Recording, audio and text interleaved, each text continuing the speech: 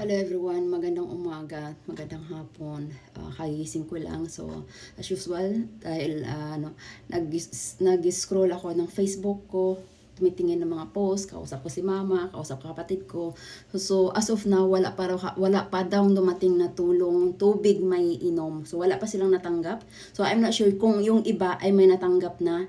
So yun, nagbabasa na lang ako ng mga post na syempre, kasi yung lugar kasi namin is malayo sa highway. So maaring hindi pa napuntahan or ano mang dahilan, or hindi alam ng mga karamihan.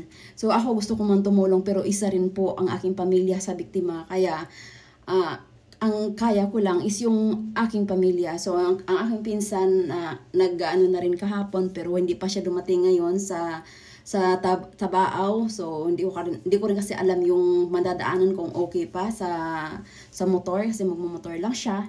And may nakita akong post na yung iba, yung mga kamag-anak na lang sa syudad ang nagdadala ng tulong papunta sa Tabaaw, papunta sa bukid. So bukid kasi talaga yung sa amin. So nakakaawa lang pagmasdan yung mga post na panay na lang share ng post na panay na lang share na puntahan nyo naman yung aming liblib na lugar. So kaya ako naisipan ko message ako sa aking mga tropa dito, kung mayroon silang kahit papaano maitulong, kahit magkano lang, kailangan nila ng bigas, kailangan nila ng tubig may inom. So as of kanina, may nag-deliver ng tubig, may water tank doon, pero hindi siya may inom.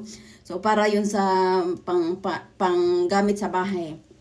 So lumalapit po ako, kumakatok po ako sa inyong mabuting puso. Kahit magkano lang may ipon yan. Ang pinakakailangan talaga nila ngayon is water, drinking water. Kahit ano lang, hindi na ako magdidiman pa ng kung anong tent o dahil ang pamilya ko natutulog pa rin sa labas until now. Pero kaya naman siguro nila. Ang pinaka-importante lang talaga, basic need lang talaga.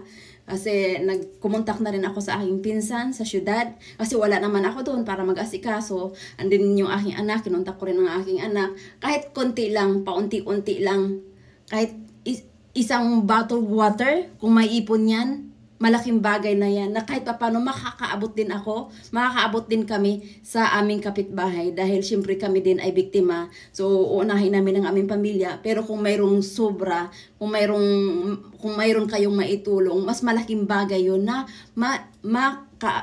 makatulong din sa aming mga kapitbahay na biktima.